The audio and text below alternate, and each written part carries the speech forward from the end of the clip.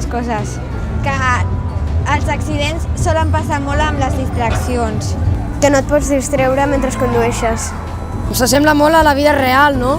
Lo de mirar la pressió dels pneumàtics ja ho havia fet a la meva bici i ja m'havia ensenyat el meu pare. I ha estat molt xulo donar voltes amb aquells carritos.